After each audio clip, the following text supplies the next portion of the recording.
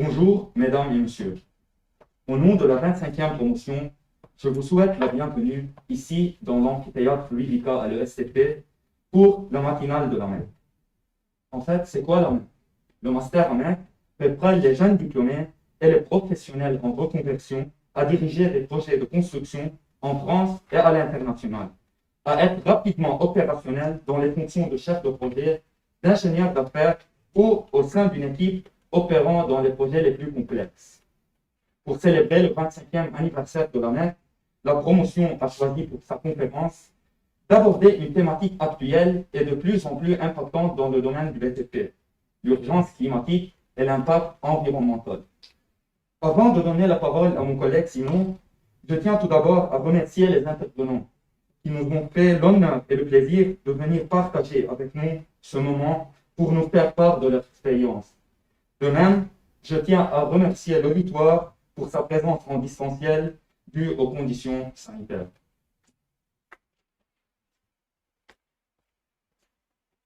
Effectivement, merci beaucoup à tous d'être connectés aujourd'hui. Donc, pour introduire cette conférence, j'aimerais d'abord commencer par quelques éléments de contexte, puisque donc, depuis le 19e siècle, et globalement depuis la révolution industrielle, la consommation énergétique mondiale n'a cessé d'augmenter. Et si on resserre un peu dans le temps, l'Agence internationale de l'énergie estimait en 2018 que cette consommation énergétique avait plus que doublé sur les 44 dernières années. Plus spécifiquement, à l'échelle française, l'empreinte carbone a augmenté de plus de 20% en 25 ans et c'est aujourd'hui notre modèle de croissance qui est questionné. L'impact environnemental des entreprises, en particulier, n'a jamais été autant d'actualité. En témoigne d'ailleurs un très récent rapport de l'ONG Oxfam qui met en lumière l'importante empreinte carbone des plus grandes entreprises françaises. Et ce rapport intervient alors que le Parlement français est actuellement en plein débat sur la future loi climat et résilience, qui doit concrétiser une partie des 146 propositions de la Convention citoyenne pour le climat, avec un objectif ambitieux qui est de réduire de 40% les émissions de gaz à effet de serre. L'exposition médiatique des échanges autour de cette loi indique bien l'importance que prend cette thématique. Et face à cette actualité riche et aux enjeux soulevés qui sont particulièrement importants, il nous semble fondamental de questionner à notre échelle le rapport du secteur de la construction et du BTP en général par rapport à son impact environnemental. Pour vous donner un ordre d'idée, les activités liées à la construction représentent jusqu'à 45% de la consommation énergétique française. Les enjeux sont donc absolument conséquents pour les constructeurs qui sont placés face à de nombreux défis vis-à-vis notamment des normes européennes et françaises qui évoluent vers un cadre de plus en plus contraignant, mais également vis-à-vis d'une pression sociale et sociétale qui est de plus en plus forte. Ce sujet est dense et il nous a paru au sein de notre promotion qu'il était primordial de l'aborder pour cette matinale de la MEC. Aujourd'hui, nous avons donc souhaité organiser un échange autour du thème « L'urgence climatique et l'impact environnemental, le BTP face aux défis de son renouvellement ». Pour en débattre, nous avons l'honneur de recevoir 4 intervenants de très grande qualité qui seront amenés, durant cette heure, à développer leur point de vue et à partager leur expérience sur le sujet. En premier lieu, M. Minh Trong Nguyen, qui est directeur général de Socotec Immobilier Durable, présentera les grands enjeux que fait peser le dérèglement climatique sur le secteur de la construction et les actions qui sont mises en œuvre afin d'y répondre. Afin de compléter ce propos, M. Joachim Lemry, directeur adjoint au développement durable et à l'innovation transverse chez Eiffage, nous présentera la manière dont les entreprises s'adaptent à cette réalité et comment la culture d'entreprise évolue pour répondre au mieux à ces enjeux environnementaux. Notre troisième intervenant, M. Arthur Chabot, qui est directeur commercial chez Facea Group, apportera un point de vue plus opérationnel en montrant, à travers des exemples concrets, comment, notamment par le biais de la réhabilitation des bâtiments, les acteurs de l'immobilier réfléchissent à la mise en œuvre d'actions durables pour optimiser la performance du parc existant. Et enfin, M. Pascal Martin-Daguet, qui est directeur d'exploitation chez Colas Projects, portera le sujet sur les chantiers en interrogeant la manière dont une gestion opérationnelle optimisée permet d'améliorer l'impact environnemental d'un projet. Nous vous invitons tout au long des débats à poser vos questions sur le chat qui est situé à côté de la vidéo et nous tâcherons de les compiler afin de les poser à nos intervenants en fin de conférence. Je vais céder maintenant la parole à nos intervenants et je vous souhaite à tous une très bonne conférence. Merci Simon pour cette entrée en matière. Bonjour à tous, je suis Cheikh Simé. Je vais vous accompagner durant cette heure pour animer ce débat aux côtés de nos invités. autour d'un sujet qui nous concerne tous. Je vais rappeler rapidement le déroulement de cette conférence. Chaque intervenant aura une dizaine de minutes pour ouvrir le débat et sur la thématique du jour. S'en suivra ensuite une période d'échange entre nos invités et nous passerons enfin à la phase de questions-réponses entre les auditeurs et les experts. Pour cela, il suffira, comme Simon l'avait décrit juste avant, poster vos questions sur le forum à côté de la vidéo. Pour démarrer ce débat, je vais donner la parole à M. Mitron Nguyen, directeur général de la société Sototech Immobilier Durable, la filiale dédiée à l'immobilier durable de Sototech, qui conseille et accompagne les acteurs de la construction et de l'immobilier dans la valeur verte et la performance durable des projets immobiliers, qu'ils soient en construction ou en réhabilitation. Il va nous présenter les enjeux du dérèglement climatique et le rôle joué par l'industrie de la construction. C'est à vous, monsieur Nguyen. Bonjour à toutes et à tous. Merci de vous être connectés à ce sujet qui est passionnant, qui est le dérèglement climatique. C'est vrai que quand on parle d'urgence climatique, d'impact environnemental, il faut avoir une vision un petit peu holistique, globale de cette problématique qui, finalement, si on regarde les objectifs des différents États qu'il y a à l'horizon 2050, c'est de limiter le réchauffement climatique, la température moyenne dans le monde à 1,5 degré à 2 degrés. C'est vrai, 1,5 degré, 2 degrés, on peut avoir une vision, vision lointaine, atteignable, mais qui finalement ne sont pas autant. Quand on regarde un petit peu les objectifs et les actions qui sont réalisées aujourd'hui par les nations, par les différentes nations, on voit qu'on est de l'ordre de 3%. 3% s'ils réalisent l'ensemble des plans d'action auxquels ils sont accordés, avec une possibilité de dépasser. Alors que probablement, on sentirait qu'on serait plus vers du plus 4 degrés en augmentation de la température. Alors, quel impact ça a en réalité, ce 4 degrés?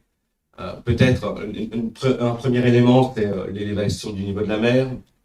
Fin du siècle, on aura probablement 1 mètre de plus au niveau du niveau de la mer à cause de la fonte des glaces, au niveau des calottes glaciaires, à cause du permafrost dans les montagnes qui sont en train de se désagréger. L'impact, ça va être le redimensionnement de nos États, parce que finalement les littoraux vont changer. Pour l'immobilier, ça va avoir un impact énorme si on regarde un petit peu plus près, parce que l'ensemble des villas qu'on a au bord de mer seront inondées, et notamment avec un certain nombre d'effets délétères.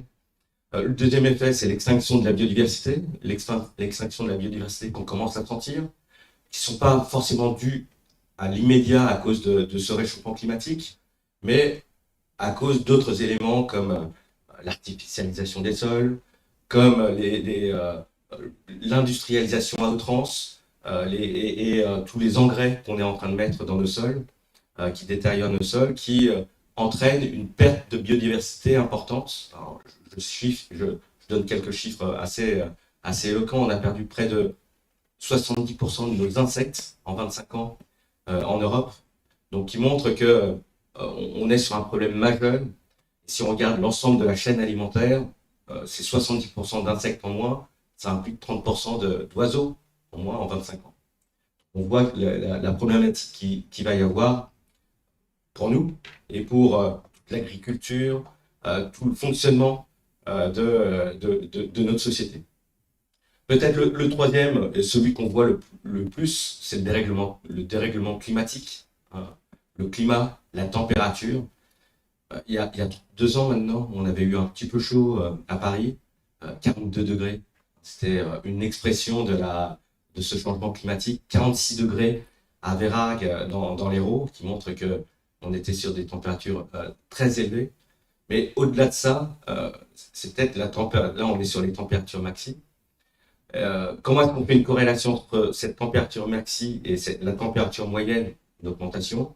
Si on prend un exemple de plus 4 degrés à l'horizon 2050, il faut multiplier par 2 cette augmentation pour avoir la température diurne en France. Donc, au lieu d'avoir plus 4 degrés, on aurait probablement un plus 8 degrés, ce qui montre qu'on aura à Paris un 50 degrés en 2050. Donc ça, c'est à noter. Et c'est peut-être pas le pire, parce que l'important quand même dans un cycle humain, c'est de pouvoir dormir. C'est plus 4 degrés. En température nocturne, ça serait un plus, on multiplierait par 3 et on aurait plus 12 degrés. Donc c'est vraiment cette problématique de confort de vie à l'intérieur des villes qui interviendrait également. Oui, et c'est ce qui montre qu'il faudra une réelle prise de conscience auprès de tout l'environnement pour que puisse pallier à ce problème. Oui, tout à fait. Alors, c'est vrai que le changement climatique, c'est une vision de temps long et de temps court. C'est-à-dire que on parle de 2050, de fin du siècle, qui fait qu'un certain nombre d'acteurs, on va dire, postponent un petit peu les différentes actions, mais il y a aussi des éléments, des événements temps court. C'est-à-dire que ce réchauffement climatique, la température dans les villes absolument délétère qui fait que régulièrement on va avoir des canicules de plus en plus fréquentes et de plus en plus importantes, qui fait qu'on va avoir un vrai problème de vivre dans les villes. Je ne parle pas du fait de ce confinement et de ce troisième confinement qui fait qu'il y a un exode vers les moins grandes villes, mais en tout cas on voit que même dans les villes moyennes, il va y avoir une problématique de comment est-ce que je vis à l'intérieur et comment est-ce que je m'écarte des îlots de chaleur qu'il pourrait y avoir à l'intérieur. Alors, îlots de chaleur, c'est toute la bétonisation qu'il y a dans les villes, et donc on va voir tout à l'heure, probablement on va parler de végétalisation, qui est un élément important. Les autres effets délétères, ils sont plus globaux, on les voit à travers l'actualité, mais on peut les sentir, c'est qu'on a de plus en plus d'inondations, on a de plus en plus de tempêtes, de vents qui sont de plus en plus violents, des annonces du Gulf Stream qui est en train de tourner à l'envers, et donc on pourrait avoir on n'aura probablement pas ça, mais des températures très hautes dans le nord de la France et très froides dans le sud. Ça, c'est vraiment une vision de l'esprit, mais je pense qu'en tout cas, on aura un dérèglement qui est plus global, avec beaucoup plus de phénomènes climatiques, qui va impacter très fortement le bâtiment, l'immobilier, la manière de vivre, et donc ça, c'est à prendre. Quand je dis manière de vivre, c'est aussi l'impact financier que ça peut avoir derrière. C'est que les inondations qu'on voit vont coûter de plus en plus cher. Il y a quelques petits graphes qui le montrent sur le petit schéma, mais on voit que on va avoir une dépense exponentielle pour assurer les biens immobiliers qu'on va construire. C'est vrai que quand on questionne les différents assureurs, on a déjà des grands débats. Qu'est-ce que je peux vraiment assurer derrière? Aux États-Unis, on voit que heureusement que tous les bâtiments ne sont pas assurés, parce que sinon, la tempête Katrina aurait fait que il y aurait eu un gouffre au niveau assurantiel. Là, de la même manière, on voit que les grands assureurs français commencent à se poser la question, est-ce que je dois assurer ou pas des grands pollueurs, parce que finalement, ils sont contributeurs derrière à long terme d'un changement climatique que eux-mêmes ne pourraient plus assurer. Donc, l'impact financier est important, direct par rapport à l'assurance. Ça sera probablement un impact par rapport à l'immobilier aussi. C'est-à-dire que tout ce changement climatique va faire qu'il va y avoir une désertion d'un certain nombre d'endroits.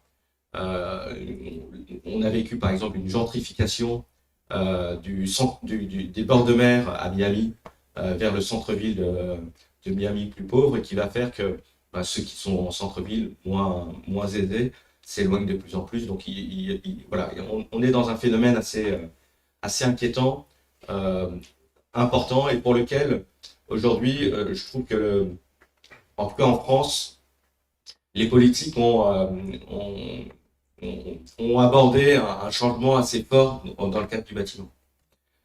Alors c'est vrai que je ne fais pas de l'histoire, mais on pourrait parler de Grenelle de l'environnement, de transition loi de transition énergétique pour la croissance verte, etc. etc.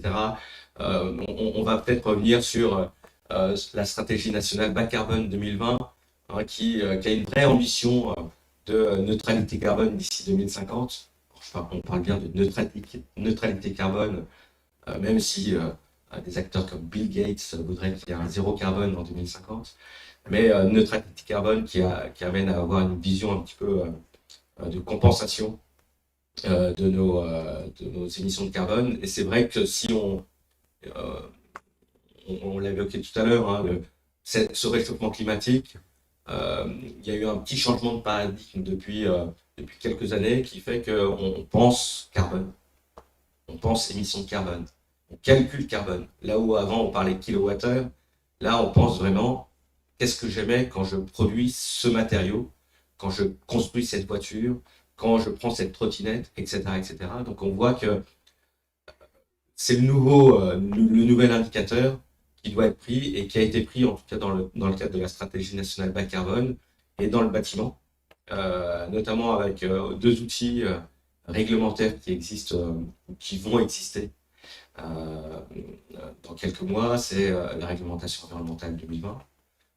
J'ai bien dit réglementation environnementale, la réglementation thermique, parce que en effet, il y a une vision carbone au-delà de la thermique à l'intérieur, qui va probablement faire que dans la construction des nouveaux bâtiments, on va prendre en compte des matériaux biosourcés, du réemploi, plus de bois, moins de gaz, etc., etc., qui est un vrai changement de vision constructive.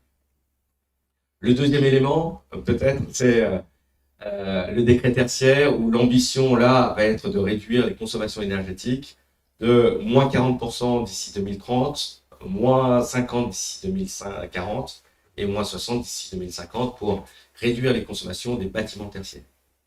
Alors, c'est vrai que là, on est sur la réglementation, on a d'autres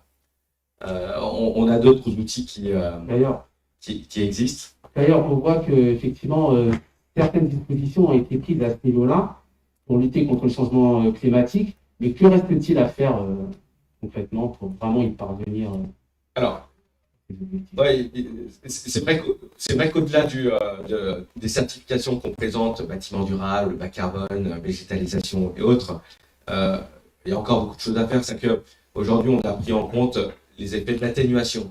On a à l'écran là des outils qui peuvent atténuer les impacts carbone à moyen et long terme.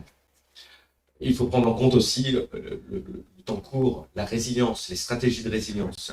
Comment est-ce que je fais pour que mon bâtiment que je construis puisse continuer à vivre, à être exploité en moment de crise sanitaire, crise climatique, etc., etc.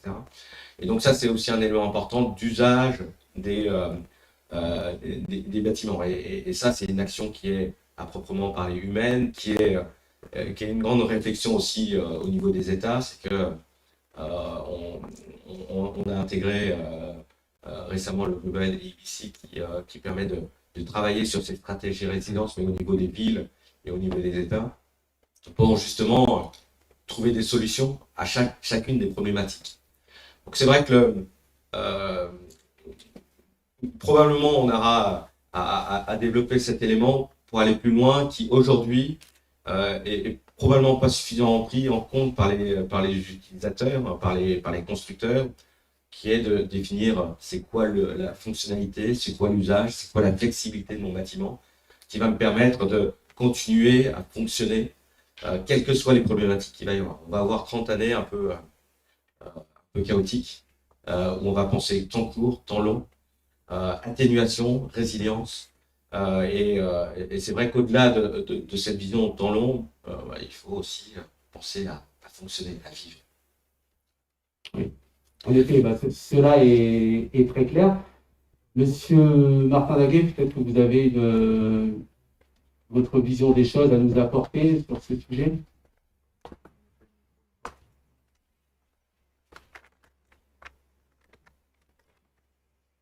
Oui, bonjour. Alors vous allez m'excuser de prendre une position un petit peu plus radicale que celle-ci.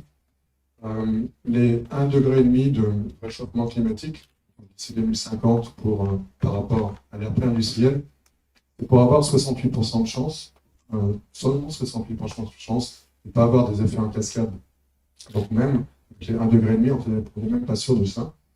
Les conséquences des effets en cascade, évidemment, c'est la fonte du permafrost, il y a un afflux de CO2 supplémentaire, c'est l'arrêt du Gulf Stream avec un changement complet du climat. L'extinction des espèces animales, vous en avez parlé, c'est 200 espèces animales qui disparaissent chaque jour, c'est pas rien. Et en fait, on n'est pas en train de parler de sauver la planète, on est en train de parler de l'extinction de la vie humaine sur Terre d'ici 4 ou 5 générations. C'est ça qui est en jeu. Il faut se dire les choses. La planète, elle s'en remettra. Elle a déjà vécu 4 milliards et demi. Elle a évolué. Les espèces animales évolueront aussi. Elles le feront sans nous. Donc la question, elle est beaucoup plus centrale que celle-là. Et elle va être au centre de vos vies d'ingénieurs. Jeunes ingénieurs, à toute votre vie à vous.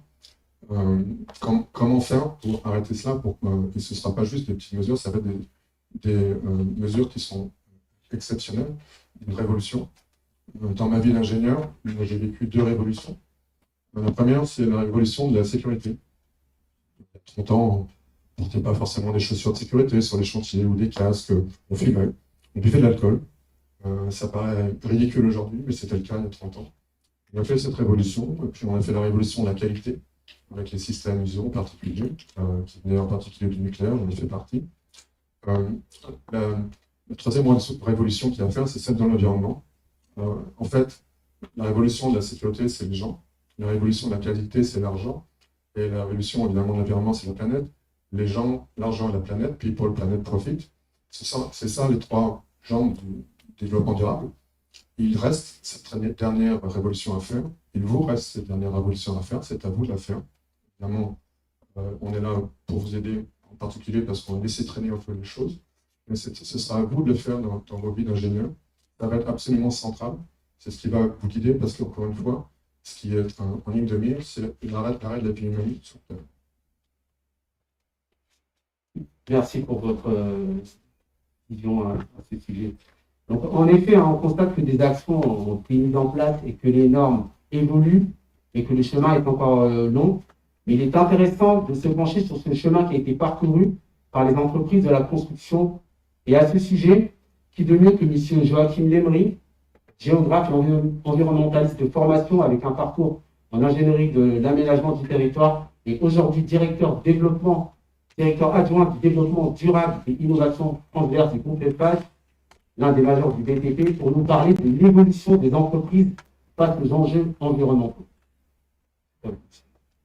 Merci de me donner la parole, merci de m'avoir invité. J'aime beaucoup le titre de votre conférence parce qu'il y a les mots renouvellement et urgence. Et donc moi je vais vous parler effectivement de renouvellement puisqu'il s'agit de renouveler notre métier de constructeur. Et pour ça, je vais vous donner un peu une mise en perspective de ce renouvellement. Et puis urgence, je crois qu'on l'a évoqué juste à l'instant, il y a effectivement urgence et je suis assez d'accord, on a malheureusement, les entreprises ont un peu tardé à se saisir de cette urgence. Il ne faut pas se tromper, mon métier n'est pas de verdir les choses. Mon métier, c'est de conduire un changement. Donc, on va parler de renouvellement, et bien qu'on affiche la slide qui arrive, une micro-présentation. Alors, c'est à l'échelle de l'entreprise Eiffage, mais ça concerne tous les acteurs de la construction. On est plus ou moins tous dans le même trend, dans la même chronologie des faits.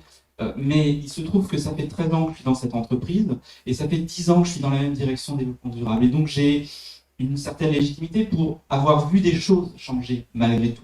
Bien sûr, pas tout, et je suis assez d'accord avec les intervenants précédents, vous allez être en charge de poursuivre le défi, mais des choses ont été préparées. Et c'est ça que je voulais vous dire. Alors, premièrement, dans notre entreprise, et ça a pu aussi influer sur d'autres entreprises, et d'autres entreprises ont pu faire des choses aussi similaires, au tournant, post-Grenelle, en effet, 2007, 2008, 2009, nous avions chez Eiffage imaginé un laboratoire de prospective urbaine durable, qui était un laboratoire interne de réflexion et qui a duré 7 ans, de 2007 à 2014, et qui avait pour feuille de route 2030 des telles contraintes climatiques et un enjeu de taxe carbone, à l'époque c'était vraiment d'actualité, qui allait peser sur la compétitivité de nos métiers. Et bien sûr, ce changement climatique qui arrivait. C'était la feuille de route qu'on se donnait, et c'était pour 2030. Et on était en 2007-2008. Donc aujourd'hui, on est à mi-parcours, à peu près. Et donc l'idée, c'était de dire comment rendre à nouveau nos métiers rentables dans à la fois l'acte de construire et puis aussi dans les produits qu'on va délivrer parce qu'ils ont une longue durée, ces bâtiments, ces infrastructures.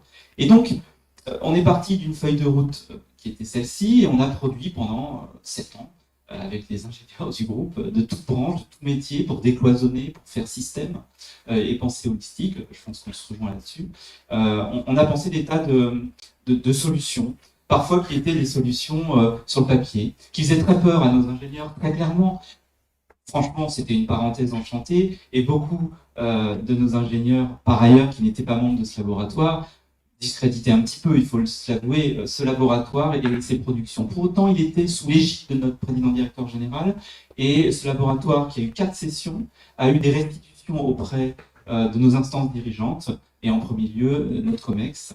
Et ça voulait dire quand même qu'il y avait une égide qui était présente, et donc une bienveillance de la part de notre gouvernance. C'est tant mieux, parce que 10 ans plus tard, nous avons aujourd'hui, et donc je voulais vous montrer ce laboratoire phosphore qui était en haut à gauche de la slide, et aujourd'hui ce qui est en haut à droite, des opérations qui portent et qui intègrent, qui incorporent des innovations, des sujets qu'on a pu pousser il y a une dizaine d'années avant, notamment dans nos plus grands démonstrateurs, que sont l'écoquartier de Marseille à Marseille, qui a été un démonstrateur industriel de ville durable, un des premiers du genre en France, et l'écoquartier de La Vallée à Châtenay-Malabry en Île-de-France, qui est actuellement notre plus grande opération de renouvellement urbain durable. C'était juste pour vous dire cette mise en perspective temporelle, avec des idées qui étaient présentes en 2008, en 2009, sur des nouveaux modes constructifs, la présence du bois, le biosourcé, des logements évolutifs, modulaires. On nous prenait un peu pour des fous, parfois, il faut se l'avouer. Et aujourd'hui, on a des choses très concrètement qui sont arrivées. Ce que je viens de vous dire, c'est clairement, ça fait partie de notre offre, ça fait aussi partie de l'offre des concurrents. Il y a eu un mouvement général, une mobilisation très forte. Et juste pour vous dire aussi une accélération du temps, notre feuille de route, elle était pour 2030. Je constate parmi les plus grands maîtres d'ouvrage les plus ambitieux, et je vais en citer un, c'est le plus ambitieux d'après moi, évidemment ça ne veut pas dire que c'est l'ensemble des maîtrises d'ouvrage, mais prenons l'exemple de la Solidéo France qui porte le projet des infrastructures pour les Jeux Olympiques 2024, Paris 2024. C'est un maître d'ouvrage extrêmement ambitieux, et ce qu'il nous demande de réaliser, c'est ce qu'on imaginait pour 2030. Or, ce qu'il nous demande de réaliser, c'est maintenant que ça se passe. C'est-à-dire c'est quasiment 10 ans avant, en fait, notre feuille de route. Et donc, il fallait préparer tout cela. Il fallait se préparer, il fallait avoir cette parenthèse enchantée. Je ne sais pas dans d'autres entreprises comment ils se sont organisés. Je pense qu'on est à peu près tous au même niveau, mais il fallait. Juste petite dernière information, on n'est pas complètement prêt non plus. Il ne faut pas se leurrer, je ne suis pas en train de vous vendre c'est merveilleux, toute l'entreprise a changé, clairement pas. L'essentiel de notre chiffre d'affaires reste le même. Produit du béton, on se réinterroge peu sur le béton qu'on utilise, qu'on met en œuvre. On va essayer de trouver du meilleur béton, d'autres matériaux alternatifs, d'autres modes constructifs. Chez Eiffage, par exemple, on a intégré, par la croissance externe, une entreprise qui recycle, qui fait de l'upcycling de conteneurs maritimes pour faire des logements extrêmement intéressants, formidables.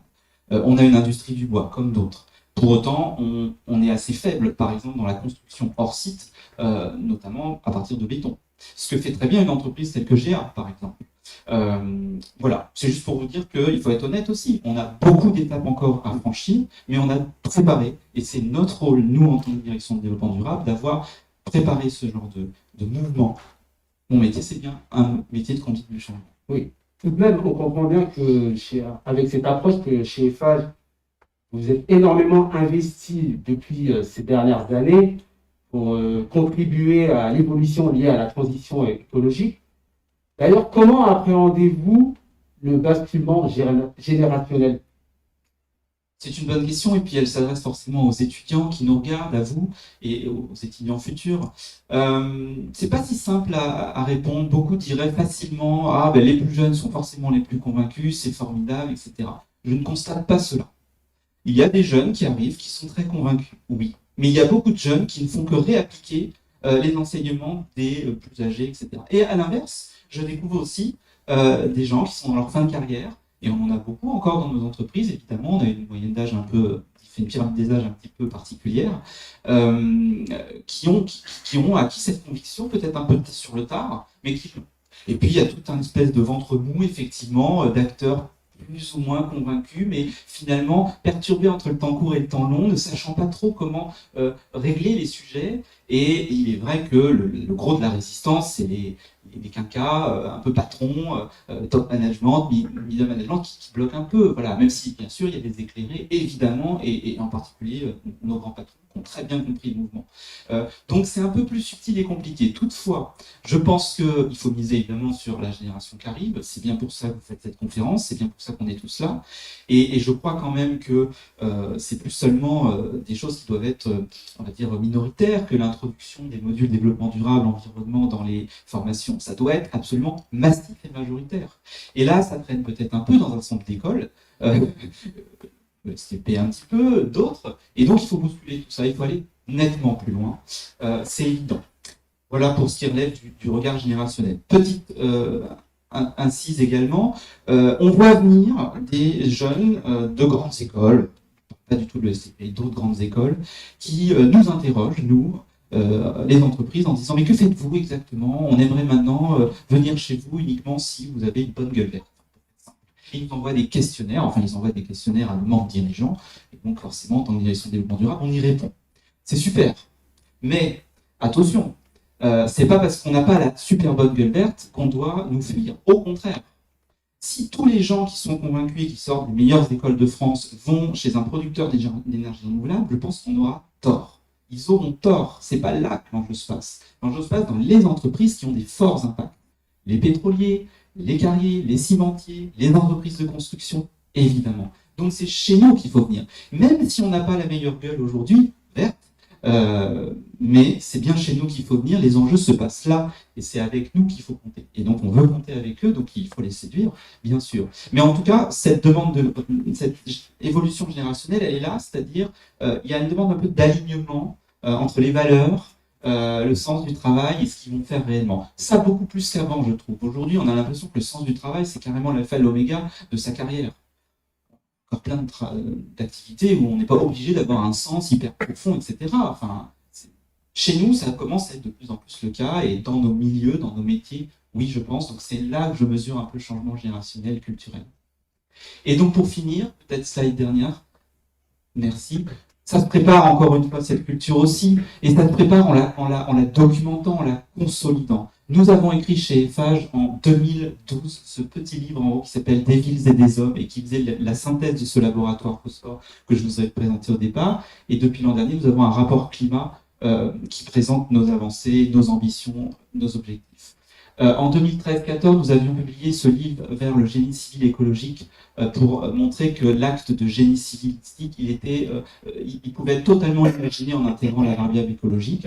Et nous avons publié notre rapport du plan d'action biodiversité l'an dernier, en 2020, renouvelé. Il faut poser des briques, il faut écrire. Il n'y a pas assez d'écrits sur le sujet, il y a beaucoup de com, mais il n'y a pas assez d'écrits profonds, prouvés, tracés dans le temps. Et puis, tout simplement, mon rôle aussi, c'est de sensibiliser, c'est de mobiliser dans notre entreprise, notre corps salarial. Et l'an dernier, nous avons publié, à l'occasion de cette année un peu particulière de pandémie, des incollables du développement durable. Les plus jeunes d'entre vous ne savent peut-être pas encore ce que c'est que les incollables, parce que ça date des années 80, 90. C'était comme ça, un éventail de questions-réponses très simples sur tous les sujets. On emmenait ça en vacances avec ses parents. Et on en a produit un. Alors c'est un peu old school vintage, mais dans le BTP, c'est classique. On l'a produit sur le développement durable, c'est homemade. Ça a fait un carton, 25 000 exemplaires qu'on a publié chez nous, et que les salariés emmenaient chez eux avec leurs enfants. Et je crois que c'est aussi ça, aller toucher la conscience citoyenne de nos salariés, parce qu'ils sont très éco-citoyens, la plupart de nos salariés, chez eux. Puis parfois, quand ils rentrent au bureau, c'est bizarre, pas toujours. Ils mettent le costume d'éco-citoyen sur le porte-manteau et ils n'assument pas toujours cette position. Je leur jette pas la pierre, bien évidemment, c'est pas ce que je dis. Mais finalement, on peut peut-être mieux encore faire converger les sujets. Voilà. Très bien. Je voudrais aborder un autre sujet avec vous, parce que c'est un propos que nous allons évoquer un peu plus tard, notamment avec M. Arthur Chabot. Au niveau de toutes les évolutions que vous avez mises en place durant ces dernières années, comment celle-ci influence-t-elle la commande publique? Vous avez fait un peu un état des différents projets que vous avez notamment sur lesquels vous travaillez. Et j'aimerais savoir un peu plus précisément sur les pouvoirs publics, qu'est-ce qu'il en est? C'est un grand sujet. Là aussi, c'est pas tout blanc, tout noir. C'est extrêmement compliqué. On a des maîtres d'ouvrage très ambitieux qui ne nous ont pas du tout attendus, bien au contraire, qui ont été prendre les meilleures pratiques dans le monde et qui nous les demandent. Et puis, effectivement, on a aussi bousculé, et les acteurs du BTP, notamment les majeures françaises, ont bousculé la maîtrise d'ouvrage. Et du coup, la maîtrise d'ouvrage a parfois suivi, c'est vrai. Mais il n'empêche que je constate que la commande publique est un petit peu à la ramasse. Elle est en retard. J'étais il n'y a pas longtemps dans notre structure interprofessionnelle, notre syndicat interprofessionnel, et j'entendais des remarques, des réactions, notamment juridiques, d'analyse juridique, sur ce qui va relever de l'évolution des CCAG, donc des clauses générales dans les contrats, et comment la commande pourrait évoluer d'une commande, on va dire, économiquement avantageuse, autant dire moins disante, moins chère, à une commande qui serait économiquement et écologiquement avantageuse, c'est-à-dire mieux disante. Parfois peut-être un peu plus cher, mais meilleur en environnement. Le sujet aujourd'hui, c'est le budget carbone en même temps que le budget prix. Tout simplement, c'est ça aussi. Eh bien, j'avais amèrement, je constatais que non, on n'a pas trop envie d'y aller. Et j'étais très surpris. J'étais très surpris parce que si on n'envoie pas un signal fort à la commande publique en disant mais si c'est bien ça, ce vers quoi il faut aller, la mieux-disance, on ne va pas gagner, on va pas y arriver. Et là, il y a une traîne quand même, ça traîne un peu, c'est pas très clair de la part des pouvoirs publics et très clairement, je trouve que c'est d'ailleurs en écho à la projet de loi résilience climat issu, on en parlait juste avant, des propositions de la Convention citoyenne pour le climat. La commande publique et les pouvoirs publics décevraient énormément les fortes attentes à ne retenir finalement ou à évacuer le sujet écologiquement avantageuse tout autant que économiquement avantageux. Là, je pense qu'il y a un problème. Donc il y a des maîtres d'ouvrage qui s'en sortent très bien, qui sont très ambitieux, puis il y en a d'autres quand même qui sont à la traîne là-dessus, qui ne vont que regarder le prix, comme s'il n'y avait que les paramètres du prix, et au moment où on est en plein plan de relance, où les robinets sont ouverts facilement, il y a des guichets pour ça, l'Agence de la transition écologique, BPI France, l'argent est mobilisable. Donc si l'environnement doit coûter un tout petit peu plus cher éventuellement, saisissons-en, saisissons l'opportunité. Mais ceci dit, je ne suis pas en train de dire que l'environnement coûte plus cher, c'est pas vrai. C'est parfois, on croit que, mais en fait, c'est pas tout à fait la réalité. Voilà. Oui, tout à fait. Maintenant que nous en savons un peu plus, j'aimerais avoir l'avis de M. Nguyen, notamment vous en tant que consultant de l'immobilier durable. Alors, merci pour l'intervention, elle était extrêmement intéressante. C'est vrai que il y a un côté constructif, un côté outil qui existe. Le côté humain est primordial. Parce que comme vous le dites, la conduite du changement doit être faite sur nos métiers, mais aussi partout. Quand je dis partout, c'est que vous avez raison de le dire, l'appel d'offres, nos patrons, est-ce qu'ils doivent aujourd'hui conduire une politique de prix et uniquement sur les bidas, le chiffre d'affaires, la facturation? C'est une vraie réflexion à un peu plus long terme. Donc finalement, est-ce que le coût, le prix, l'argent est la seule composante? Ça, c'est une vraie problématique qui doit être posée. Et on voit, il y a des études, Harvard avait publié une étude en 2017 ou 2018 sur l'impact que pourrait avoir de prendre en compte le développement durable dans sa globalité, sociale, environnementale, dans les activités. Et on voit que c'est des milliards de dollars qui pourraient être intégrés en plus dans les entreprises par l'ouverture, etc., etc. Donc ça, c'est je pense, la conduite du changement, l'intégration dans l'ensemble des politiques. On voit par exemple que les fonds monétaires aujourd'hui sont labellisés ISR, investissement socialement responsable. On voit qu'aujourd'hui, des immeubles, des fonds immobiliers sont également investissements socialement responsables. Donc on voit qu'il y a une notion d'interaction entre l'environnement et la valeur que ça peut apporter qui est primordiale pour que ce soit déployé plus largement. Merci pour votre réponse. Donc, sur cette réponse, je vais en profiter pour rappeler aux auditeurs que vous avez aussi l'opportunité de poser des questions. Donc, n'hésitez pas à les poster sur le forum. Celles-ci seront traitées à la fin. On vient de voir avec l'intervention de M. Lemry et les propos de M. Nguyen que la réhabilitation a un rôle primordial sur l'impact environnemental et la consommation énergétique du parc existant. Et pour développer ce constat, nous allons faire place à M. Arthur Chabot, directeur commercial chez Fatia Group, l'un des spécialistes en matière d'ingénierie et d'économie dans le domaine de la construction et du développement durable, qui va nous présenter deux projets à forte valeur environnementale. Merci à tous pour votre invitation et votre accueil et la qualité des échanges.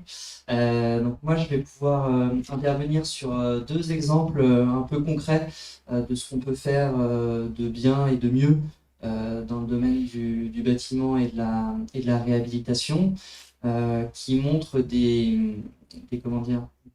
volontés de la commande publique assez fortes dans ces domaines, donc c'est plutôt rassurant pour la suite.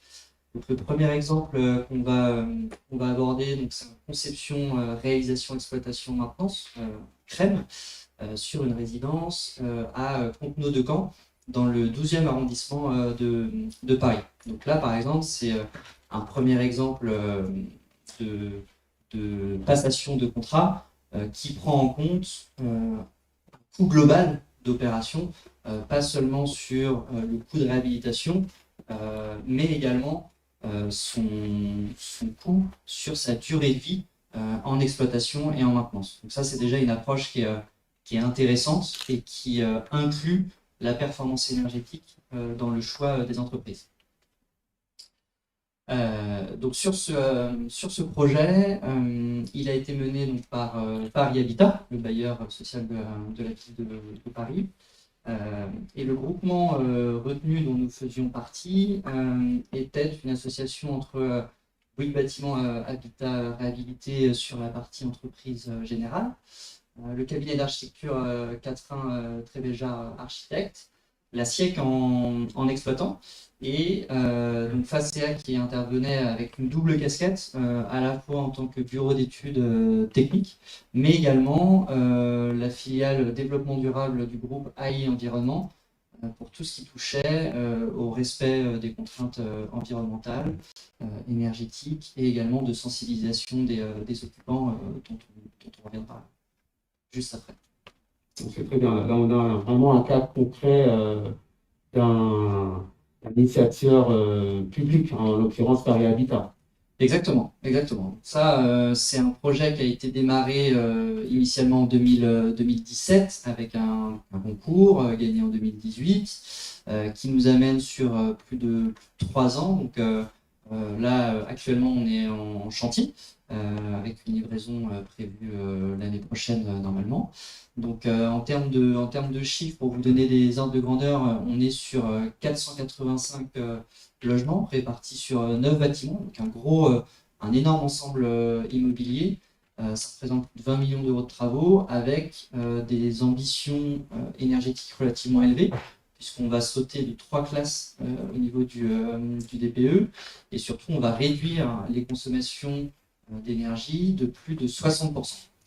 Donc, tout ça se fait avec une approche globale et des certifications et des labellisations sur le plan de l'énergie et de l'environnement pour attester de manière indépendante la qualité de la rénovation. On est sur du NF Habitat, du BBC Rénovation et le plan climat qui nous impose de réduire les consommations jusqu'à 80 kWh par mètre carré par an, et un protocole IPMVP qui s'attache à mesurer la performance après rénovation, puisque tout l'enjeu est de pouvoir attester et vérifier que la manière dont on a rénové le bâtiment est la bonne et que les consommations in fine sont au rendez-vous.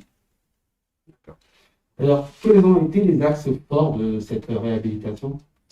Alors, il y a eu plusieurs axes forts et plusieurs contraintes. La première contrainte, c'était qu'on était donc en site occupé. Donc on réhabilitait les bâtiments avec les locataires qui étaient à l'intérieur. Donc ça, c'est un enjeu qui est très très important en termes de nuisance, en termes d'acceptabilité des travaux, parce qu'on parle de respect de l'environnement, de changement climatique, etc. Là, on touche des sujets qui sont très sensibles, puisque on envahit un petit peu l'espace personnel des locataires qui ne sont pas forcément toujours d'accord, au courant, conscients du sujet. Donc c'est tout un travail de pédagogie qui revient aux entreprises dans le cadre de ces réhabilitations. Et après, en termes d'enjeux, on est parti un peu sur le principe négawatt, hein, de réduire au maximum les besoins. De réduire au maximum les besoins avec une réhabilitation globale des bâtiments. Donc isolation complète par l'extérieur, changement des fenêtres, intégration d'une ventilation mécanique contrôlée pour améliorer l'aération et le confort au niveau des occupants, puisqu'avant c'était de la ventilation purement naturelle. Au niveau du chauffage, c'était 9 bâtiments qui étaient implantés dans un îlot.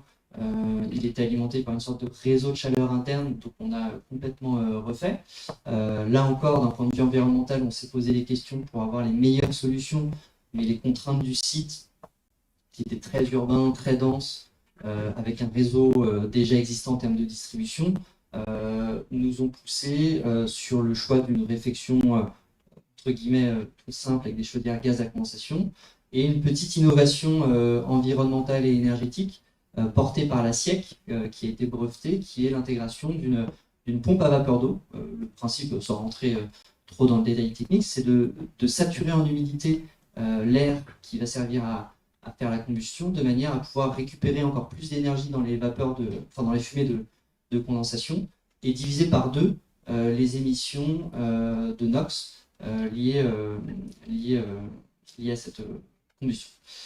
Et après, les autres enjeux autour de cette rénovation, et qui sont tout aussi importants, c'est l'intégration architecturale pour l'amélioration de la qualité des bâtiments et de leur usage. Également la gestion du chantier avec une base logistique intégrée architecturalement et donc très discrète, qui ne gêne pas outre mesure les résidents. Et enfin, un accompagnement des locataires tout au long du projet pour leur expliquer que demain, leur bâtiment il sera beaucoup plus performant, qu'il y aura une ventilation mécanique contrôlée, donc qu'il ne faut pas ouvrir les fenêtres quand on met le chauffage, etc., etc. Donc tout un tas d'éco-gestes qui permettent également l'atteinte de nos objectifs environnementaux, parce qu'on aura beau mettre les meilleurs systèmes techniques, les meilleures isolations, si l'utilisateur final n'est pas partie prenante du sujet, on sera juste passé à côté.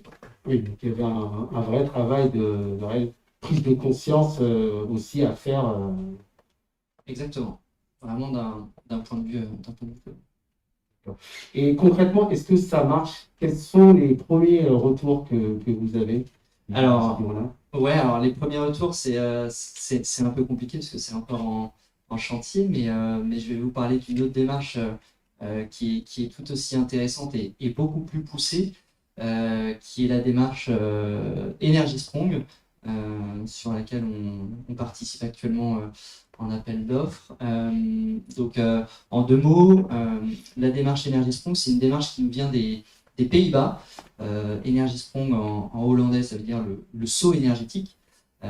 C'est venu d'un constat qui était assez simple. C'est quand ils ont pris un peu de hauteur sur les réhabilitations qu'ils faisaient dans l'habitat social notamment, ils constataient qu'ils avaient des rénovations relativement fréquentes, tous les 10 à 15 ans, ils rénovaient les logements, et donc ils investissaient 10, 20, 30, 40 000 euros dans ces réhabilitations pour gagner 10, 20, 30% d'économie d'énergie, et puis ils faisaient ça depuis des années sans vraiment se poser de questions. Et à un moment, avec l'augmentation du prix de l'énergie qui ne s'arrange pas malheureusement, ils se sont dit, mais est-ce qu'il ne faudrait pas qu'on change un peu de paradigme?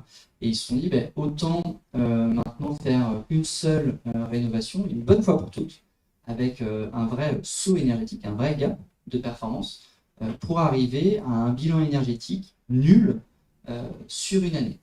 Et ce faisant, en fait, ça permet aussi un impact social et d'offrir en fait aux locataires une sorte de bouclier énergétique.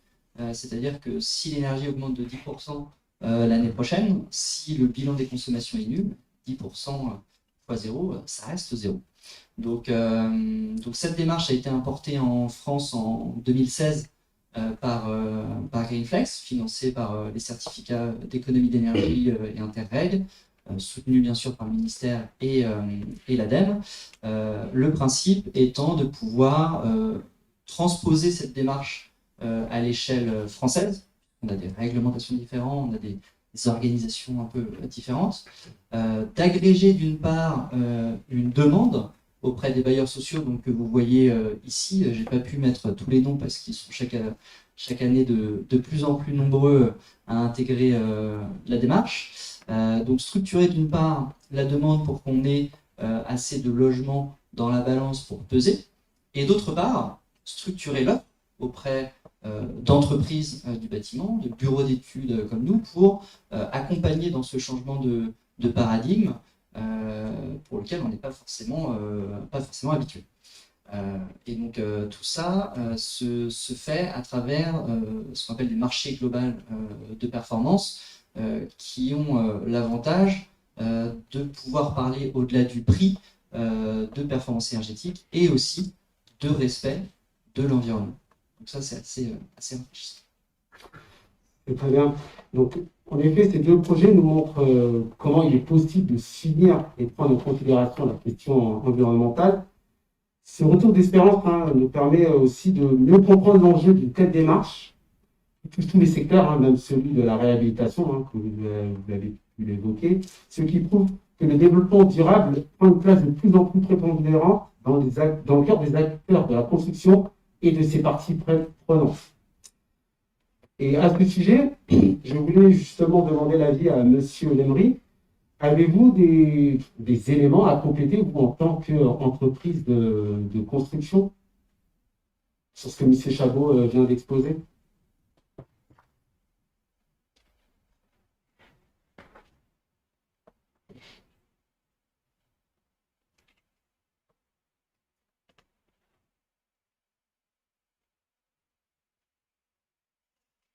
Non, mais je suis heureux d'entendre ce que mon collègue disait et les exemples qu'il présentait, ils sont vraiment très intéressants. Ils montrent quand même qu'effectivement une commande publique s'empare du sujet, que la réhabilitation c'est le sujet majeur. Tout à l'heure, c'est vrai qu'en parlant de construction, on a toujours l'impression un peu qu'on parle que du neuf. L'immense enjeu des points durables porte bien sur la réhabilitation du parc existants. Et donc les deux exemples qui ont été proposés vraiment sont passionnants, intéressants, montrent que les bailleurs sociaux sont des maîtres d'ouvrage publics intéressants qui vont chercher et qui osent aller pousser les feux en matière de développement durable. Et on comprend, en fait, en réalité, il y a aussi une vraie logique économique derrière. Sur du long terme, en tout cas, ils ont une vision patrimoniale de leur objet, et ça, c'est intéressant. Donc je trouve les de démarche très bien, forcément, je ne peux pas dire le contraire, et ça prouve qu'il y a une commande publique qui est là, qui est présente, et les marchés de réhabilitation sont effectivement les sujets majeurs à investir, évidemment, et peut-être qu'on les sous-investit aussi. Le sujet des bailleurs, c'est bien, c'est du gros collectif, mais quand on n'est pas sur du gros collectif avec un seul bailleur, c'est beaucoup plus compliqué. Les copropriétés privées, les logements plus individuels, c'est beaucoup plus compliqué. Or là, il y a un marché à adresser qui est extrêmement compliqué, mais je pense qu'on doit aller chercher une structuration d'offres sur l'ensemble de ces autres ensembles immobiliers. Merci à vous. Donc, votre analyse va nous permettre d'approfondir cet aspect au niveau un peu plus opérationnel, sur la manière dont le sujet de l'environnement durable est intégré sur chantier, et d'avoir une vision basée sur la gestion de projet. Pour cela, M. Pascal Martin Daguet, directeur d'exploitation chez Colas Project, la division Grand Projet de Colas, qu'il a rejoint en 2020 avec pour mission de donner à cette entité une nouvelle dimension, notamment grâce à son expérience à l'international. Il pourra ainsi nous faire part de son expertise à ce niveau. Je voudrais remercier M. Lemery pour son pour son honnêteté, pour dire les choses telles qu'elles sont. C'est vrai que les sujets sont sur la table depuis longtemps, depuis très longtemps. Je me souviens de la première fois où j'ai pris conscience de ce que c'était que l'environnement. J'étais à Hong Kong, c'était en 1995, à peu près l'époque à laquelle vous êtes né. Je me souviens avoir vu à la télé des cargos de sacs plastiques, de balles de sacs plastiques qui allaient se faire brûler aux Philippines. J'ai pris conscience que le petit sac que je prenais tous les jours au supermarché, il finissait là. Et ça m'a ouvert les yeux. Ça a changé complètement ma vision des choses. Puis, une dizaine d'années plus tard, quand j'ai eu le titre de directeur de projet, chef de projet, j'ai pu prendre des décisions sur les chantiers. J'ai voulu expérimenter, prendre des vraies décisions, voir si je pouvais changer les choses à mon niveau. Si je pouvais, par exemple, réduire les consommations d'eau, d'électricité, etc. J'ai vu que j'y arrivais. J'avais écrit un rapport, je me souviens de ma direction à cette époque-là, avec le nombre de kilowatts ou de litres d'eau ou de tonnes de CO2 économisées, et le nombre, la quantité d'argent qu'on avait aussi économisé, parce qu'il y avait forcément il y avait de l'argent économisé avec des mesures assez simples. Rapport qui évidemment avait été suivi d'aucun effet, parce qu'on en avait jamais parlé. J'ai retrouvé ce rapport il y a à peu près 6 mois. Ce qui était intéressant, c'est que c'était un rapport de fin de projet, donc, et c'était la date à laquelle je l'ai écrit, c'était juillet 2011, ça fait à peu près 13 ans, si on regarde. Et ça fait à peu près 2 ans qu'on pouvait déjà faire ça, en fait. C'était juste de l'excellence opérationnelle, c'était juste changer notre façon de travailler. Parce qu'il faut bien se dire les choses, on peut passer à la suivante. Même à la suivante, ce sont la plupart de nos grands projets, et je vais plutôt m'attacher à parler de mon projet, parce que c'est le sujet qu'on traite chez Colas Projects, ne délivrent pas ce pourquoi ils sont conçus. Ce qui est un peu normal, ce sont des objets qui sont très gros, très complexes. On essaie d'appréhender au niveau de la partie commerciale, on essaie d'appréhender la façon dont on va les construire, et puis les circonstances changent beaucoup. Et tout notre projet, tout notre travail de chef de projet, ce que vous apprenez à faire là, dans votre école, c'est justement pouvoir vous adapter en permanence, pouvoir adapter le projet, pour qu'à la fin, on arrive à construire quelque chose qui ressemble à peu près à l'original. Si on n'arrive pas à faire ça, souvent, les projets ont certains symptômes, en général, ils sont en retard, ils coûtent plus cher que prévu. Et en général, on a quelques parades qui sont intéressantes. D'abord, on essaie de blâmer les autres, souvent son client, souvent entre nous. Et puis, on a des moyens de se rattraper aux branches, en particulier avec la réclamation. Donc, on va réclamer du temps en plus, on va réclamer de l'argent en plus, souvent on y arrive. Mais ça coûte du CO2 aussi, ou plus. Et autant on peut réclamer à son client du temps et de l'argent, autant du CO2 on peut réclamer à personne. Et ça, là, il faut bien dire les choses. Alors, les sujets environnementaux, moi je les pose depuis très longtemps, de manière très forte. Vous avez dit tout à l'heure que j'ai rejoint le groupe Colas il y a à peu près un an, un peu plus d'un an. Je me souviens très bien de mon entretien d'embauche avec le président de Colas Projects, le directeur général du groupe Colas. J'ai posé une seule question, en fait, directeur général du groupe Colas, c'est quelle est votre position sur le développement durable? Parce que c'est ça qui va conditionner le fait que je vais venir chez vous ou pas. Et du coup, je suis venu là. Parce qu'il y a une volonté très forte dans le groupe Colas et dans le groupe Bouygues, de vraiment réduire les émissions de gaz à effet de serre, notre empreinte carbone, à zéro en 2050. Donc, nous avons des leviers en main. Alors, évidemment, on continue toute cette sensibilisation auprès des équipes, de la façon de fonctionner différemment, des techniques qu'on utilise. Mais donc, il y a l'arbre qui cache la forêt. Et l'arbre qui cache la forêt, c'est le gâchis de CO2 qui est engendré par le fait qu'on gère mal collectivement notre projet. D'ailleurs, quelles dispositions prenez-vous sur vos projets justement, pour répondre à ces enjeux environnementaux? Justement, l'enjeu principal pour nous cette année chez Colas Projects, chez Colas Projects, c'est une entreprise encore assez jeune, 4 ans d'existence dans un groupe qui est important. On ne gère que les grands projets. Et donc, on a lancé pour cette année et l'année prochaine, une feuille de route ambitieuse, très ambitieuse, qui vise à réformer notre façon de travailler sur plusieurs niveaux pour justement combattre ce gâchis de CO2. Ça se joue à plusieurs niveaux. Je vais passer peut-être à la suivante. Voilà. Ça se joue en fait sur 5 niveaux.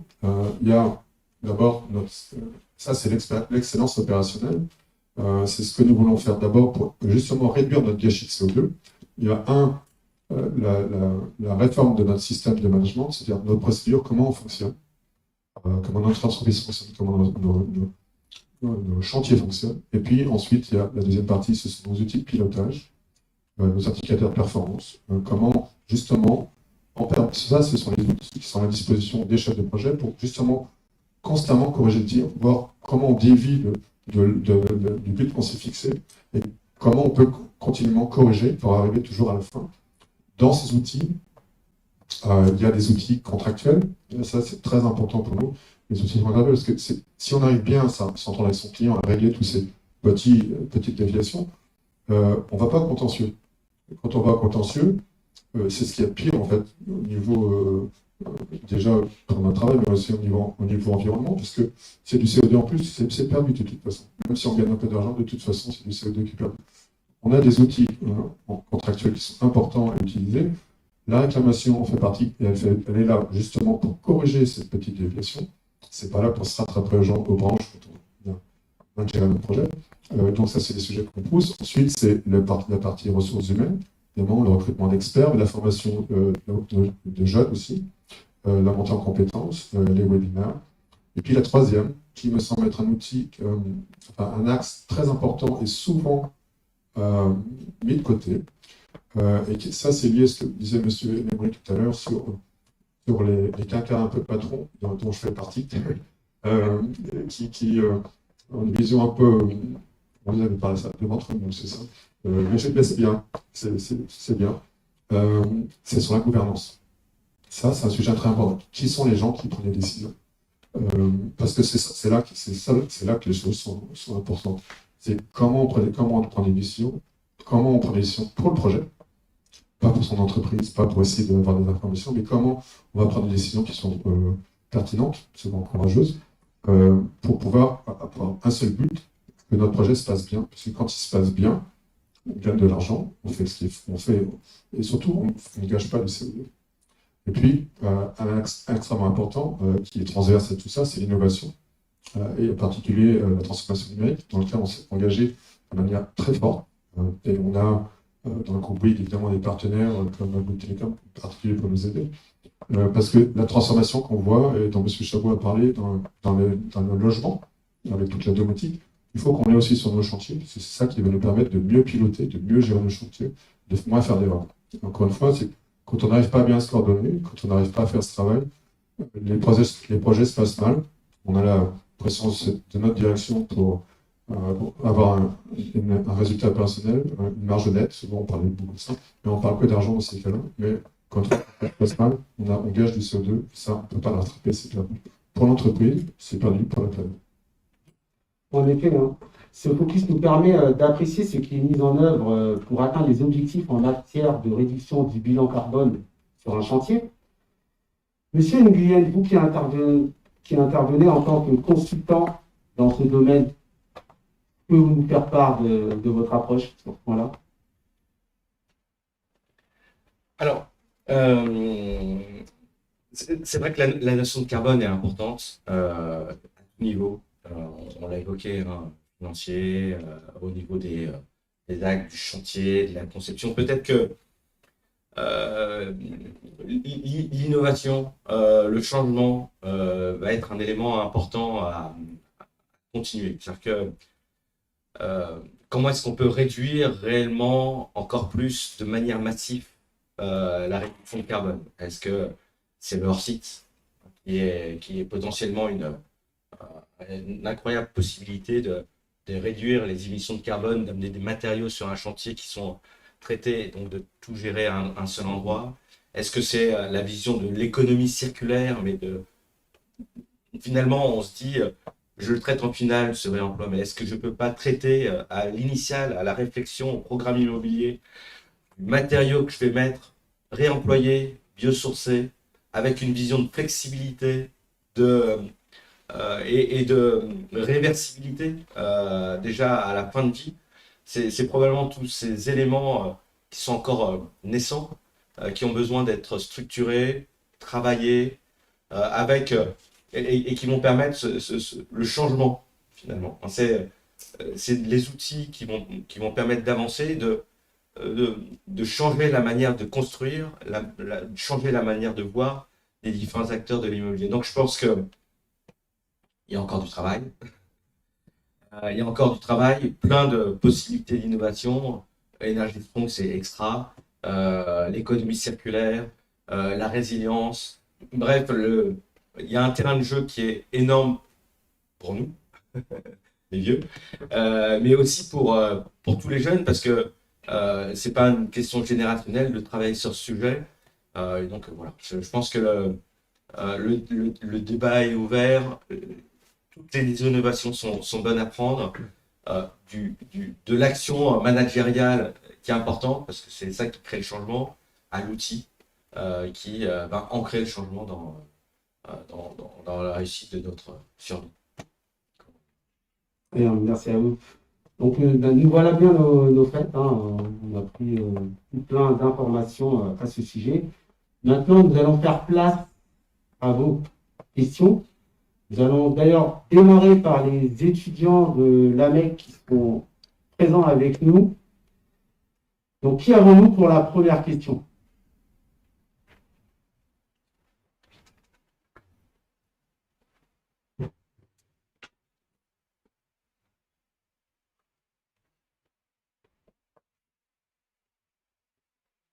On vous écoute. Bonjour. Vous avez notamment évoqué les marchés globaux de performance. Dans un premier temps, j'aurais souhaité avoir votre avis sur ce type de marché. Est-ce que c'est un marché plutôt fréquent ou plutôt qui sera en déclin, à l'image des marchés en PPP? Et dans un deuxième temps, j'aurais souhaité également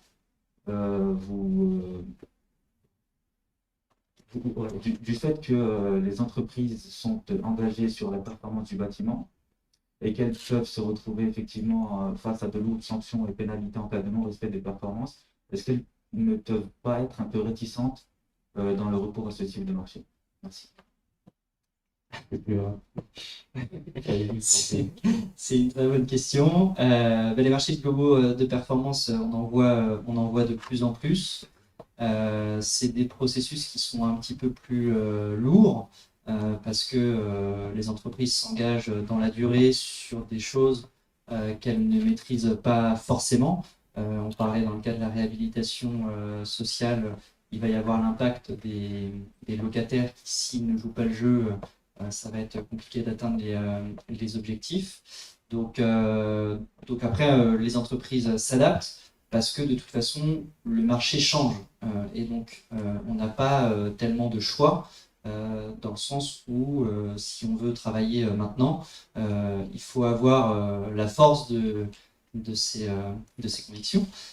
Et quand on dit qu'on va rénover un bâtiment pour atteindre moins 20, moins 30, voire moins 60%, il suffit plus de le dire, il faut le faire et pouvoir l'assumer dans le temps. Donc ça, les entreprises se sont organisées pour. Les grands groupes s'appuient aussi sur leurs filiales et leurs différentes expertises pour faire intervenir la partie construction, la partie exploitation, et avoir vraiment cette jonction qui est très importante parce que on n'a pas de performance réelle sans un lien entre comment ça a été rénové et comment c'est exploité. Donc après le vrai enjeu de manière plus large, et c'est ce à quoi on s'attache nous dans la démarche Energy Strong à faire, c'est de pouvoir transformer l'essai avec des PME qui s'associent entre elles avec chacune leurs expertises bien particulières, des responsabilités différentes, chacun à son niveau, mais c'est bien l'union des compétences qui fait notre force et notre différence. Après, tout l'enjeu, c'est de porter cet engagement dans un temps long. Merci pour votre réponse. Je crois que nous avons une autre question. Ma question par rapport à les règles normatives, parce que vous avez dit tout à l'heure qu'il y aura des règles normatives mises en place en 2020. Comment l'ingénierie a été réorganisée pour répondre aux besoins de diminution de consommation d'effets de serre ou de consommation de gaz dioxyde de carbone, et aussi pour diminuer la consommation d'énergie? Alors, En effet, il y a une nouvelle réglementation environnementale qui va entrer en vigueur à partir du 1er janvier 2022, qui est une transformation qui va être un peu plus forte que prévu. C'est vrai que les outils comme les certifications et les labels aident notamment à se préparer, à avoir ce temps d'avance par rapport à la réglementation. Donc, pour nous préparer à la réglementation environnementale 2020, on a eu un label qui s'appelait E+C-, qui a permis en 2016 de préparer les acteurs à réfléchir le mode constructif à avoir pour cette future réglementation environnementale. C'est là où je disais que les politiques ont souhaité avoir une réglementation qui est intéressante d'un point de vue du développement durable, c'est qu'elle est ambitieuse. Encore probablement plus ambitieuse que prévu, là où, à travers l'expérimentation E+C-, il y avait un médian qui s'était créé, mais un médian plus de métier, c'est-à-dire qu'on arrivait sur des niveaux un peu plus forts, qui faisaient un petit peu plus avancé. Là, l'État et l'ensemble des acteurs ont dit, l'État a dit, bah non, il faut quelque chose d'ambitieux, probablement poussé par la Convention citoyenne et les différentes demandes, mais qui va accélérer ce changement. C'est vrai que ça va prendre probablement un petit peu de temps, c'est-à-dire qu'il va y avoir un effet surcoût qui va arriver, problématique de marché, c'est-à-dire que quand même cette réglementation environnementale 2020 tombe à un moment de crise sanitaire, de crise économique qui est pas forcément hyper opportun, mais qui va nous pousser. On est une filière qui arrive à trouver des solutions toujours pour continuer à avancer, à survivre. Donc l'intégration des matériaux biosourcés qui est pas une nouveauté, mais qui, vous l'évoquiez tout à l'heure, on l'avait en tête depuis quelques années, mais probablement l'intégration du bois, vous avez montré les Périons à Bordeaux, mais qui doit être un modèle aujourd'hui à déployer. Donc voilà, il y a beaucoup de travaux à faire, de l'accompagnement pour les entreprises pour continuer à survivre, pour continuer à avoir ce marché. Merci à vous. Nous allons prendre une dernière question parmi les étudiants de l'ABEC, et après ce sera à vous, les éditeurs. Bonjour. Donc, ma question c'est pour M. Lévry. Donc, quelle marge de manœuvre pour réellement inculquer le changement? J'ai pas bien entendu, pardon. Quelle marge de manœuvre pour réellement insuffler le changement? Ah, il y a toujours des marges de manœuvre, hein. Mais il y a beaucoup d'obstacles et de résistance. Mais pour moi, les marges de manœuvre, c'est quel taux de personnes, de convaincus est suffisant. Et il ne faut pas un taux monumental, hein. On ne cherche pas 50%, 60% de convaincus. En fait, je pense qu'à partir de 15%, 20% de convaincus, on arrive à œuvrer pour enclencher le mouvement et de manière presque irréversible. Je crois que nos entreprises, on en est quasiment là. Et c'est avec cette première garde qu'on va œuvrer.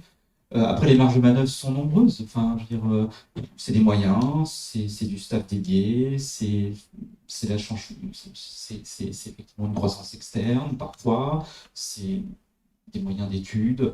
C'est très varié. Il n'y a pas de solution miracle. À partir du moment où, en tout cas, il y a un fléchage de budget, par exemple, sur des outils d'incentive pour aller chercher de l'innovation durable ou des gains d'économie de GES, mais qu'on peut un peu sponsoriser dans un premier temps de manière temporaire pour accompagner ce changement. Ça, c'est une marge de manœuvre intéressante. Tant qu'elle est temporaire, tant qu'elle est accompagnée, qu'au bout d'un moment, on se dit, ça fait 4 fois qu'on finance la même chose, c'est possible. Maintenant, ça doit devenir un standard. Donc ça, ce sont les types de marge de manœuvre. Et puis, juste des porte-paroles et une dose de staff convaincu, notamment à un haut niveau. C'est un peu de la sociologie d'entreprise. Après, je ne suis pas spécialiste du métier, mais c'est ce que je constate, en termes de marge, entre guillemets. Et puis, pas le choix. Donc, en fait, les marges, on ne se pose plus de questions de marge quand il n'y a pas le choix, en réalité. Il n'y a pas le choix. simplement, les pouvoirs publics ont montré une règle extrêmement forte et on va y aller, quoi. Tout simplement. Et puis, on l'a dit depuis le début, hein, on est dans un défi d'urgence. Pas le choix aussi de ce niveau-là. On est très regardé par les investisseurs, les promoteurs, les bailleurs, pardon, les banquiers, et ils nous poussent aussi. Donc la marge de manœuvre, elle est externe aussi. On nous manipule, c'est un autre mot que manœuvrer. On nous manipule vers un sens intéressant. Voilà. Il y a M. Martin Daguet qui souhaiterait apporter un complément d'information sur cette question.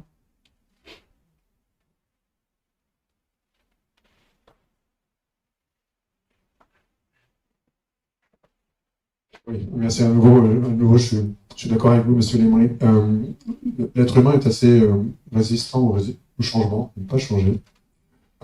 Mais on dit qu'il faut atteindre cette question de masse critique, en fait. On dit qu'il faut atteindre environ 5% pour qu'une minorité commence à pouvoir faire changer les choses. Je pense qu'on est arrivé à peu près à un point de basculement, on le sent. À vous de vous engager massivement. Nous sommes là, les générations plus anciennes, pour vous guider. Dans le leadership, dans la gestion des entreprises, dans le leadership, mais à vous de vous engager, de faire ce qu'il faut individuellement, parce on a besoin de cette masse critique. Encore une fois, je vous rappelle qu'il y a 13 ans, j'ai écrit un rapport là-dessus, qui était tout à fait pertinent, qui est tombé complètement dans les oubliettes, parce que on n'était pas du tout, on était très loin de cette masse critique. J'étais une complète minorité, on s'est foutu de moi d'ailleurs. Et pourtant, ce que j'avais écrit à l'époque était tout à fait pertinent, et on aurait pu le mettre en application sur tous nos projets bien avant. Simplement, on n'avait pas la masse qu'il fallait, les gens étaient timides. Donc, allez-y, engagez-vous sur ce sujet-là. Nous sommes là pour vous aider, pour vous guider. Merci à vous. Nous allons faire maintenant passer la parole aux auditeurs. Allez-y, pour... Du coup, bonjour. Une question pour Monsieur Daguet, qui a été posée. Donc, comment assurer un suivi régulier des émissions de gaz à effet de serre sur les chantiers routiers? Très bonne question.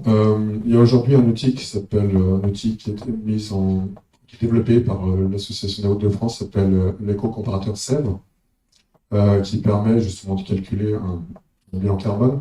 Chez Colas, nous sommes en train de développer un outil un peu plus simple, en partant d'un constat.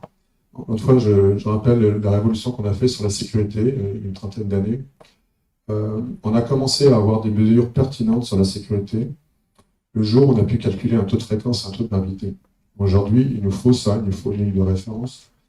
Et on a mis en chantier un outil qui est en train de développer, qui s'appelle le calcul de carbone, qui est lié en fait à notre contrôle de gestion, notre comptabilité, et qui, pour une dépense donnée, et un type de dépense, calcule un poids de CO2, et qui permet de manière automatique d'évaluer de manière assez approximative, on va dire, mais c'est pas très grave, même qui permet d'évaluer de manière automatique un bilan carbone de manière mensuelle sur un projet, de telle sorte que les gens qui sont sur le projet puissent savoir, voilà, mon bilan carbone c'est ça, quelles sont les actions que je peux mettre en œuvre pour que le mois prochain, je puisse avoir moins et qu'on puisse faire ce qu'on a fait dans les actions de prévention sur la sécurité, c'est-à-dire réduire par moins 10 le nombre d'accidents de manière assez drastique, parce que tant qu'on ne sait pas à quel niveau on est, on ne sait pas quoi faire. En fait. Donc aujourd'hui, on est en train de mettre en place, développer cet outil simple qui s'appelle, donc, qu'on appelle la calcul de carbone, qui est basé sur la comptabilité, sachant que, donc, c'est pas très précis, mais ce sera de plus en plus précis. Les données comptables sur des journaux à double entrée. Un fournisseur qui envoie un journal à son client. Aujourd'hui, on reçoit peu d'informations de CO2, on reçoit des informations sur des montants en euros, mais peu en CO2. Mais plus ça va aller, plus la législation va changer. Et plus on recevra des informations comptables de CO2, et plus notre calcul du carbone sera précis et pertinent. Voilà une manière assez simple, pragmatique de le faire. Merci. Une deuxième question a été posée donc pour M. Nguyen. Comment appréhendez-vous la réglementation environnementale 2020, certes décalée dans son application au 1er janvier 2022, mais avec un délai qui reste très court pour remplir les obligations de cette réglementation? C'est très court. En effet, c'est très court, même si le changement, l'intégration du carbone est présente, c'est très court.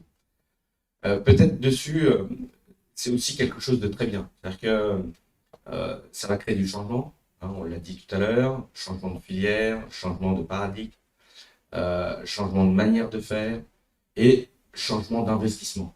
C'est-à-dire que quand je dis changement d'investissement, c'est que oui, probablement, on va peut-être avoir une petite rupture de la construction, de la nouvelle construction. Mais c'est l'occasion de réhabiliter. On est en train de parler sur ces nouvelles constructions de 1-2% du patrimoine, et il y a 98% qui est intéressant à regarder. Donc c'est ça, hein, la réhabilitation, peut-être que c'est l'enjeu, et quand on regarde un petit peu toutes les directives de l'État, on est vraiment sur une RE 2020 qui peut être difficile, en tout cas à court terme, mais qui va faire qu'on va continuer hein, à construire, mais probablement un petit peu moins. Et un élément, il y a une réhabilitation massive à avoir des bâtiments tertiaires, des bâtiments de logement, et on voit les différentes initiatives, MaPrimeRénov', France Relance, les C2E, Energy Strong et l'ensemble des crêts tertiaires et autres font qu'il y a une accélération de la réhabilitation. Probablement, en complément de ces éléments, il faut aussi une vision carbone. C'est-à-dire que, comme je l'ai dit au tout début, toutes ces actions sont très kilowattheure.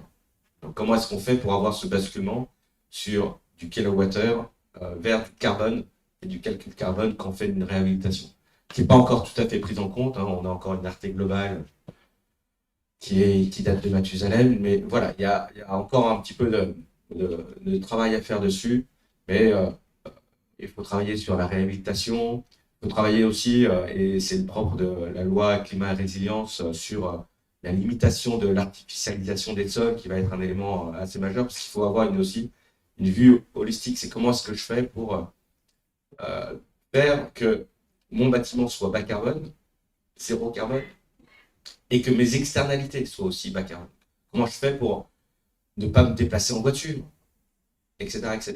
Comment je fais pour limiter le transport des camions, de la livraison. Et donc, on va prendre, voilà, c'est comment on crée finalement un bâtiment qui va au-delà du bâtiment, mais qui soit le tissu de la ville.